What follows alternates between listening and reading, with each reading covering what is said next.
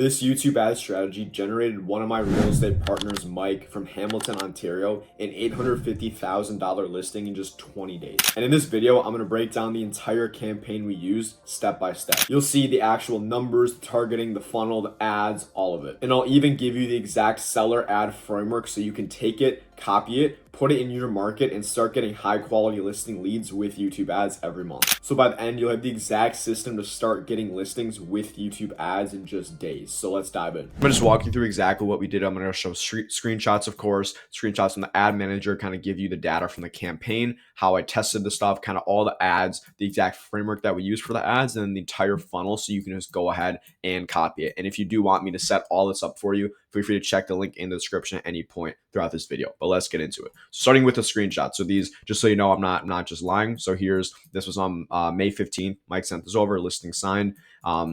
This one here, this was, I think, the first week and a half or so. I checked in with him, how the lead's been so far. Unreal, got every single one on the phone. One booked for tomorrow, another booked Monday, both in person so far. Definitely the highest quality of anything I've seen. That's kind of, again, quality over quantity. I say that all the time, but just so you know, I actually practice what I preach. And this was just an email from the homeowner, or a text, it looks like, about kind of getting the home sold and kind of their plans for just the future. But anyways, now out of that stuff, now I'm going to show you the actual campaign itself. So this was the campaign. You can see the date. This is April 25th to May 15th.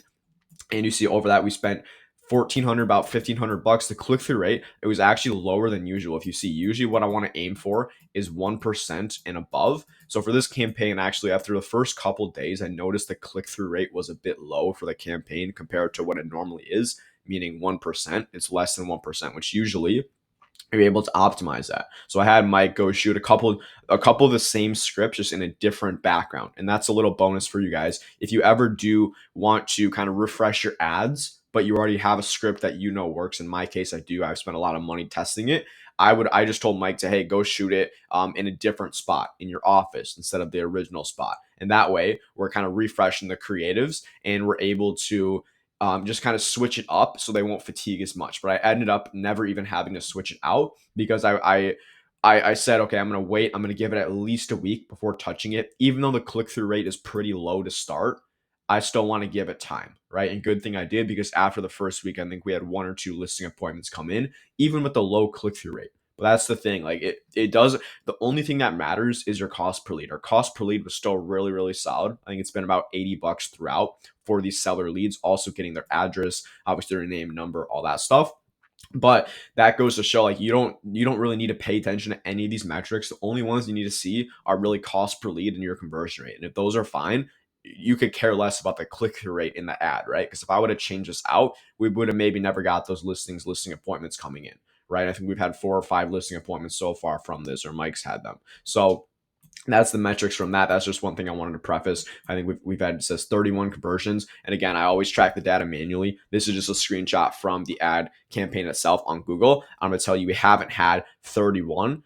Actually, it may be in the cumulative of the number of leads and appointments. I think it's been about that, because some of the leads just book directly on your calendar, which I'm going to show you the funnel that we use. But it's realistic. I think it's been about, during this time, it was maybe 15 leads or something, or maybe like 12 to 15 leads. Now, impressions wise, we got 116,000, which is pretty crazy. This is just a side product. This isn't really a big deal, because again, all that matters is you're getting conversions, right? You could get as many views in the world, right? But then if no one goes through and actually converts, it doesn't mean anything. 757 clicks on this is the campaign right here. So here's the actual screenshot from the ads manager, again, from April 25th to May 15th. So it's the same exact date. And this is basically the structure we use. So we tested 5 different hooks. The ad is the exact same. The only difference was the hook in the ad. So the first 15 to 20 seconds of that. And you can see right here, these were the ones that I left on. You can see they're green right here. These other 3 are paused. So basically what that means is, after looking at all this data, seeing the cost per lead on all the ads, I basically found that hook 4 and hook 2 were the winners. So I turned the rest off, and I didn't do it all at once, but it was just throughout the process. I saw, okay, hook 5, for example, has spent $200, hasn't gotten a single lead. Well, I'm going to cut that one. And it's just a process of learning and letting your ads adjust to the algorithm, right? Because what I see a lot of agents do is they run like one ad, they find it doesn't do well, they spend like $500 on it, but then they end up shutting it off because it's not working, but they weren't testing anything else. So even though, yeah, you're spending $200 on an ad that doesn't work, then you can eliminate that. Okay, this hook doesn't work. Now I'm going to go allocate it to this other one that is working, or these other two in this case that were working. But I shut these off. I believe I shut hook 3 and hook 1 off about 14 days after we launched. And I recommend not touching your ads for at least the first 10 days unless you're spending a really really high amount. But these, I think I shut these off. I Even though the numbers were a bit low for the first week on these ones especially, I still knew you need to give it enough data, because sometimes algorithm takes a bit to optimize, especially with YouTube ads. Whereas like Facebook ads, for example, you're going to get leads coming in the first like day, right? And I think for Mike, the first one came in like the second day, which is still pretty good. But I let these run for 10 days. Nothing really happened. I shut both these off. This one, the click through rate was a bit higher than these. It was 0.64. Again, it's still not great, but I just kept letting it run because the metrics were looking decent. Let it run, I think 3 or 4 days after that, ended up shutting it off because these ones were getting all of the best appointments, all the best leads. And these are the ones that we're going to double down on now. We're just putting all the budget into these ones now. And one little thing I want to cover as well, you need to be when you're tracking all of this, you need to know which leads you've gotten are the best, which ones were the listing appointments. So what I did with Mike, every single week, I have him send me an email with kind of a breakdown of all the best leads that we've gotten so far. And that way I'm able to see which ad these best leads came from. And in this case, I think 9 out of 10 of the best leads and appointments came from hook 4 and hook 2. So it was pretty clear that these were the two winners. And even, for example, if the metrics were a bit higher, like the data wasn't great, like even a 0.65 click-through rate, like that's not great, really. Like 0.76 is better, but still, like you usually want to get above 1%. But I noticed we're getting all the listing appointments from these two. So of course those ones are the winners. And I think the average cost per lead for these two was about $55 at the time, about from April 25th to May 15th. The average cost per lead was $55, which is really crazy for these seller leads just based on the quality of them. But that's really what you need to do. You need to be testing all of this and to be able to read the data, but also not make emotional decisions. You can't run an ad for 4 days. It doesn't get a single lead and then you just cut it off, right? You need to give it at least, I would say at least 10 days before even touching it. That's why a lot of times I just recommend not even going and looking in the ads manager for the first 10 days. Now on my end, I want to go in there and make sure everything's optimized, but you're really never making tweaks before that. Really, the work happens after that 10 days. That's when you really have to start making key decisions. And this is what we did. You find the ads that are doing the best, meaning lowest cost per lead, most conversions, highest quality leads. In this case, it was these two. And that's usually what's going to happen is there's going to be one or two that are going to stand out. And from there, you're just going to just allocate the rest of your budget into those, and they're just going to start crushing. Right now, for the audience level, you can see the ad group, it's homeowner plus PS. That's homeowners plus purchasing soon. So that's the audience I use. I'm not going to go into setting that up, but you basically do homeowners, and they're also looking to purchase a home soon. Right, so that's the audience, and we've gotten really really high intent leads with this one. This is what Mike was saying about these leads. This is with this exact audience, and this is a pretty solid one. I have another video breaking all this down, but that's exactly what we use for this one. And you can see the metrics on the ads really don't matter a ton. And these conversions, like you see, this one says 7 conversions. I think one of these ads didn't get a single lead. So, and you see it still says all of them 4, 5, this one says 6, 7, 9. Like that's just completely wrong. I'm going to tell you right now. And I know that because I tested, and I remember one or two of these hooks didn't get a single lead. So if you were just looking at this, you would think, okay, all of these ads are actually doing decent, and you would have kept them running. And that's something I just realized right now because I don't even look at this, but it looks like these ads, it looks like they're pretty similar, right? For the number of conversions, but I'll tell you, hook 4 and hook 2 got probably 95% of them. But if you're looking at it like this, hook 5 looks like it got 7 conversions when it really got like 1, right? So you would be tricked into keeping this one running because you think it's doing well, and then you end up just wasting your money. But also the opportunity cost is massive because you could have been putting it into the ads that were actually working, like hook 2 and hook 4, but it looked like on the surface, because this one has 7 conversions, that it was doing well. You end up putting all your budget into it, and you end up losing out on maybe a listing opportunity because you didn't put it into the best ad.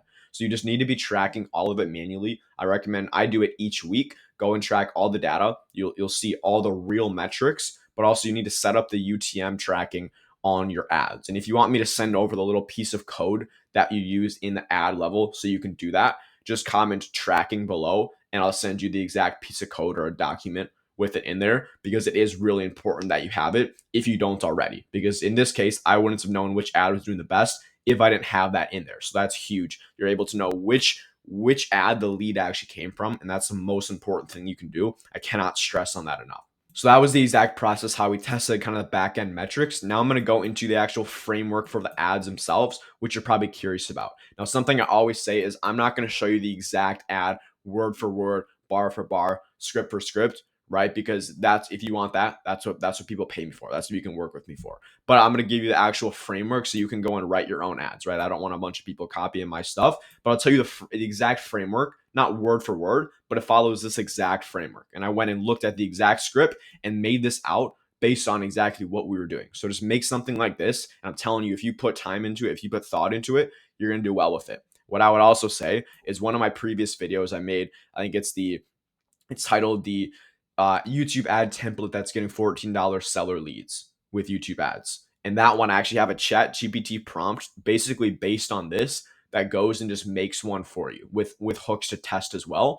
But if you don't want to check that one out, I recommend it. What you can do is I recommend just copying the stuff I have here and saying, hey, ChatGPT, make me, you're an expert YouTube ad marketer, make me a ad that has all of these different components and just write all of these. Make me one with a hook, with a body, with a close. In the hook, do 5 different hooks to test and just put down all the bullet points that I put. And I'm telling you, your ad is going to do really well because that's the exact framework that we used for Mike right here. Now, a big part, again, you need to be testing it, but you literally have ChatGPT give you different hooks to test. So now getting into kind of how it all works.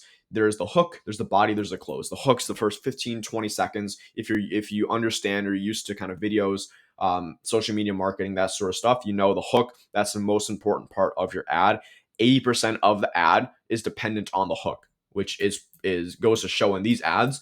The only thing we changed was the first 15 to 20 seconds, and these ones got 95% of the listing appointments and the listing as well, right? So that's how important the hook is.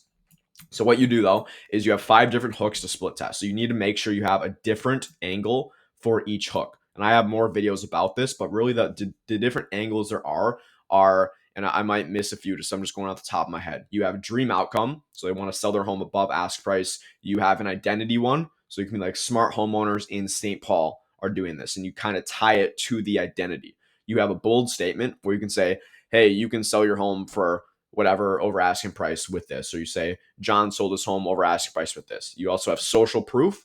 I'm missing a couple. You have a pain point as well. So you want to sell your home without it sitting on the market forever, without endless showings, and without having to spend thousands on repairs. So you see the different angles I'm getting at, but you want to make sure with your hooks that you have different angles. Otherwise, that defeats the purpose of testing it. Next, in each hook, what I noticed, all of them call out the specific area that we're actually targeting. So in Mike's case, we were doing Hamilton, Canada, or in Ontario, Hamilton, Ontario, and every single hook actually calls that out. So if you're not doing that, that's a little thing you can do, but it just makes it so much more relevant, right? Because if you live in, I don't know, just if you live in Minneapolis, right? If you live in Minneapolis and someone says, "Hey, are you thinking of selling a home in Minnesota?" It's like, well, yeah, I mean, I kind of am. But rather, if you see an ad that says, "Hey, are you thinking of selling your home in Minneapolis?" Right? Just the more specific you get, the more target it's going to be, the more relevant it's going to be to these people, the more it's going to resonate. And if you want to go a step further, you can even go specific neighborhood, specific zip code, specific county, and you can even get more specific than that, right? But you just need to make sure that you're calling them out in the hook itself, getting their attention, saying, "Hey, if you're this person, this is for you." The last part is the pattern interrupt. So by this, I'm not saying go like some of those Instagram reels you see where someone punts a ball at the camera, then all of a sudden someone's on the video, right? I'm not talking about that. You can try that. I haven't done it before, but what I am talking about is just a pattern interrupt by the way you're speaking. You're not making it seem like an ad. You make it seem authentic. You make it seem genuine, and it's not like a salesy commercial like your typical pushy realtor, right? You're here to resonate with these people. So you need to just kind of like, they're going to see it and they're going to be refreshed because you're not just trying to hard sell them. And that's the big thing. There's not really a key thing that you do. It's kind of just throughout the ad, the tonality, the way you talk. It doesn't sound very salesy, doesn't sound pushy, but also just sounds natural, like you're just talking to a friend. And that's really the formula for a winning hook. And then again, you have 5 different ones. You have to test all of those. Now, next, the body. This is the middle part of the ad, and this is, I think this is honestly can make or break an ad. You of course need a good hook, but a lot of people get the body wrong when they do have good hooks. Now, the main thing I see is they don't position their offer as kind of a newer, unique way. They maybe say, oh, we have this, it's beneficial because X, Y, and Z. But it's like people want, a lot of people have seen everything. They want to see how is this different than what's out there, than what I've tried in the past, than what all these other agents are advertising, right? If you think about what other realtors are advertising nowadays, they're doing get your free home valuation. If you're thinking of buying or selling, give me a call. Get a free list of homes. That already eliminates, that's already 90% of realtors right there who are advertising. So first, if you're not doing that, you're already ahead of the curve, but you also need to position your way as kind of a different, more unique way. And I'm not saying you need to have some crazy unique cash offer method. That's not what I do with the agents I work with. But it's like it's just simple stuff that applies to these homeowners that they're like, oh, I haven't seen that before. That's interesting. That sounds different. And that's exactly what you want to do. And that's exactly how you get conversions coming in. Is because they say, okay, this sounds interesting. You need to build curiosity. That's the main thing.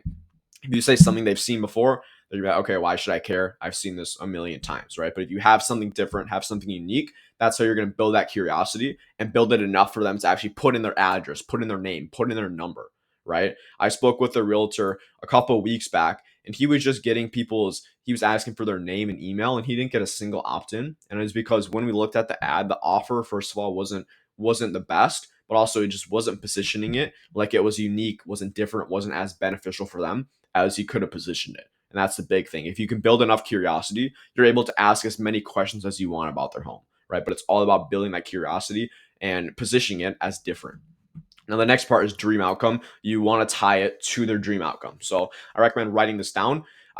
What I always like to do for an ad is start with the ICP. This is ideal customer profile. What you're going to do is just write down different bullet points about your ideal client, about who you want to bring in ideally, right? So you write down their age, their demographic, write down their income level, write down like the way they talk. But these are going to be things you're not able to target age, demographic, race, stuff like that specifically, right? Because the fair housing agreement. But what you can do is it's going to help you understand what these people want. Like an older person who's 7 years old, they want something different than a first time home buyer, someone who has their first home and is looking to who's a doctor looking to buy a mansion. They're probably looking to downsize. So your message is going to be different and their dream outcome is going to be different. So you need to make sure you understand who you're targeting and have something tailored towards them.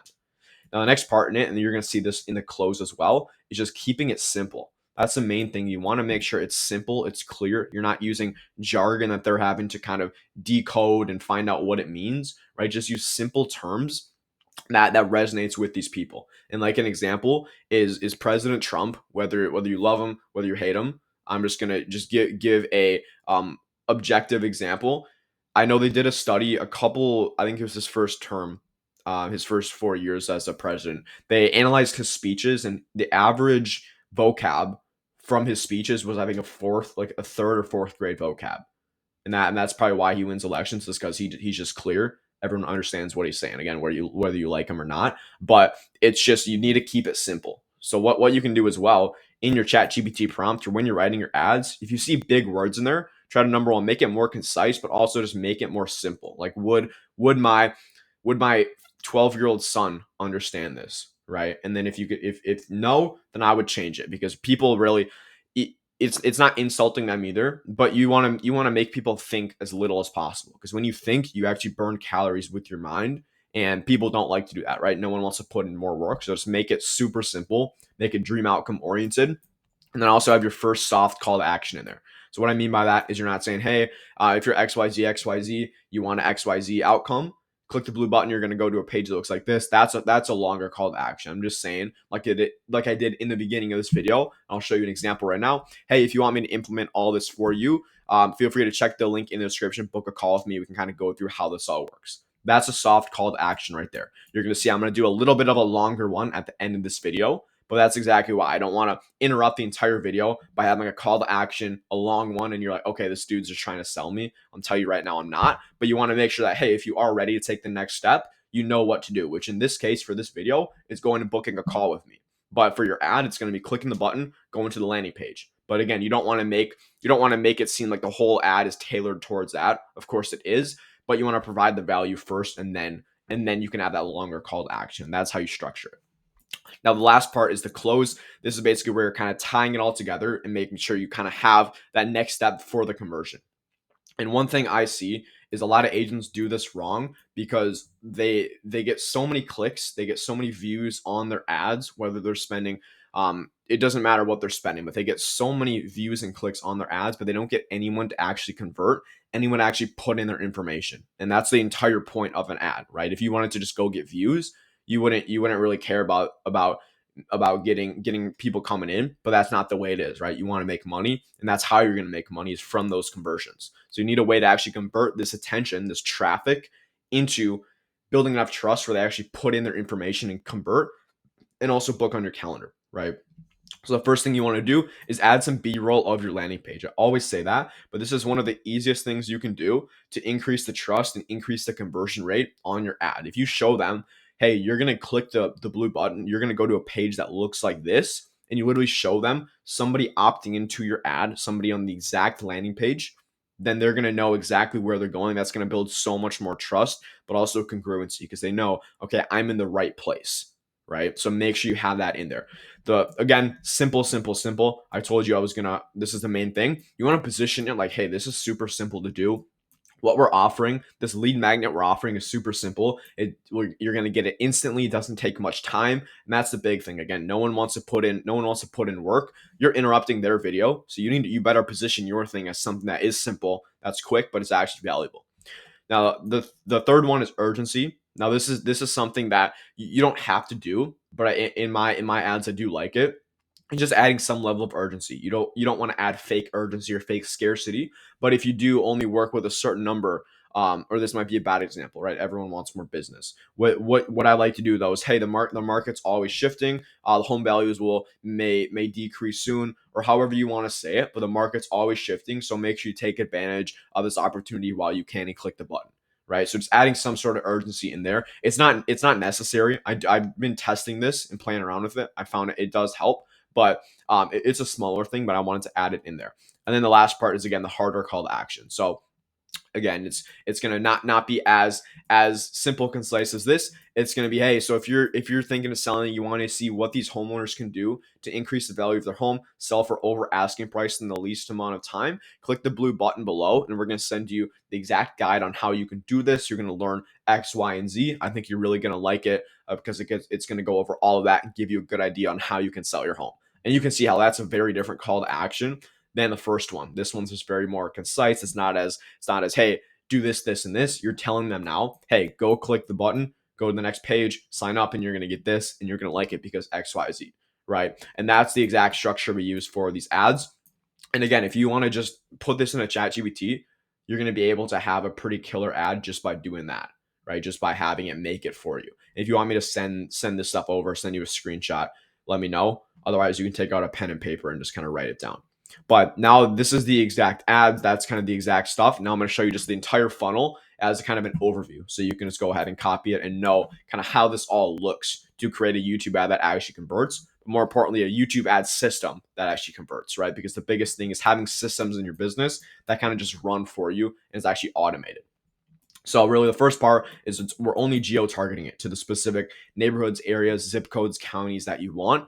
From there, we're only focusing on those motivated homeowners. So someone who owns a home and is looking up stuff like how to sell my home fast, sell your home, selling your home as is, stuff like that. So we know this person in your specific market is actually looking to sell their home. And those are the only people we want to focus on. It's all about middle to bottom of funnel people who already know they need to sell their home. They just need to find the right person. One thing I get that I want to mention is a lot of agents, they say, hey Noah, in my market, everybody knows like three or four realtors. And I'm like, yeah, I 100% agree, right? That's just the way it is. Everybody's a realtor nowadays. The barrier to entry is pretty low to become a realtor. So how do you get by that? Well, the stat is that it's about, I think, 75% of people go with the first agent that they interview, right? So it's really about finding those people with motivation before they're necessarily saying, hey, I need to look for a realtor, but they know they need to sell. If you get in front of them at the right time, which is exactly what this targeting does, that's how you can position yourself as that expert, as that authority. And again, 75% of the time, you're going to be able to close them, or your chances of closing them goes up 75% if you're the first person they speak with. And that's the whole point of this. That's why you pay for ads, is so you can get in front of those people and not just having to rely on referrals or someone giving you a call, right? It's just so much more consistent. The next thing, we have a hyper specific offer. So in this, what I always recommend, I'll just tell you what I do. I always like to do some sort of guide, as you can see right here. But you offer something that's actually valuable to them. And I always say this, but for your offer, for your lead magnet in your ad, make sure, ask yourself, is this worth at least $50?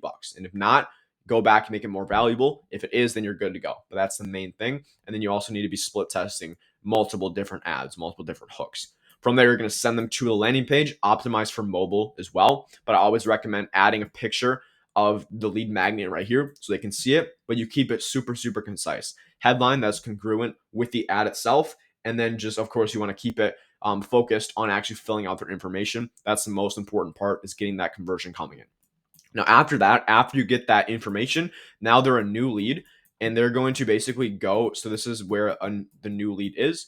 They're basically going to go to this next page, which is basically the pre-sale video. So it's basically you introducing yourself, kind of providing more value. But the whole point of it is you're getting another touch point with these people before you reach out. So you're getting them to just also book on your calendar if they are serious. But even if they don't book on your calendar directly, it's still another touch point. They're still seeing you another time throughout the funnel, and they're going to trust you so much more by the time you actually do reach out to them. Because even the first conversation you have with these people, they're already going to see you two times before you're ever even speaking with them in the first place. And that's why a lot of times, like Zillow, Realtor.com, those generic leads, even Facebook leads, don't work, is because you don't have a single touch point with these people before you reach out. So you call them, they say, why are you calling me? I didn't click on this. My dog signed up for the ad. And it's just because there's either other realtors calling them, which is like, why would I trust any of these people? They're just selling my information. Or it's like, I have no clue why this person's calling. And that's the big point. You also can set the expectation in this call that, hey, we're going to give you a call, usually within about 5 or 10 minutes, to set all this up for you. And then again, you give them the option to book right on your calendar as well. Now, the last step is, once someone comes in, you need to have back-end processes in place. So I recommend always having some SMS and AI follow-up. So right when someone comes in, wait like 2 minutes, so then it doesn't look automated. But you say, hey, name, it's just Mike here. I saw your property home valuation come in for the property at XYZ. You fill it in with their property name, it does it automatically for you. But then just getting them to basically raise their hand and say, hey, yeah, that's me. I signed up for this, and here's all the stuff I did. And from there, I know Mike had a listing appointment with this one. But you basically, this is all automated for you. It follows up, but you need to have a system like this in place where you're getting people to show their intent, show their motivation. And from there, that's pretty much a lay down appointment right there. You just give them a call, and then you're easily able to book it, right? So that's the entire system right there. Again, to recap, there's the screenshots of everything, the metrics from the ads. But the big takeaways is, I would recommend just following this funnel. If you miss any of these steps, you're leaving money on the table, right? You're missing out on some really good opportunities. And then also for the ad, again, if you are looking for an ad, your ad's not converting, follow this framework. Trust me, there's probably little things you're missing, but you can also use ChatGPT to kind of put it all together. So now you can just go out and literally copy this and go get a listing in 20 days, just like Mike did. Again, I forgot to mention this listing. I think he's listing it at 850. I think the home's valued at like 900 or so, but he'll make about probably like 12,000 ish from that, which is pretty sweet. after spending about 1,500 in ads, right? So that's about like a 11 times ROI, which is pretty sweet. So if you could spend $1, get 11 back, I'm sure you do that, right? But anyways, I just give all this away for free because I sell implementation, not information. So I want to give all this away because there's not much out there about YouTube ads for realtors. So if you have the time, you have the money, test the stuff, I would recommend going and doing it yourself. I just gave you every single thing you need. But if you do want someone like myself to set this up for you, basically put this entire system in your business, so all you have to do is just focus on closing the deals, hopping on appointments, then feel free to check the link in the description below. Book a quick chat with me. We'll just go over what you're looking to get out of it, your capacity, how many listings you're able to actually take on, if your market's available as well, because I do work with one agent per market. But then also we'll just kind of go from there, see if it is a good fit on both ends, because I want people who are confident in the system and I see potential to work with in the long run, because that's the whole point. But if you do want me to set this up for you, or at least learn a bit more, check the link in the description and book a quick 15-20 minute chat with me, and we'll go over all the details and stuff like that. But again, I do appreciate you watching this video. I hope you got value from it. Make sure to like, subscribe, comment if you have any questions, and I'll see you in the next video.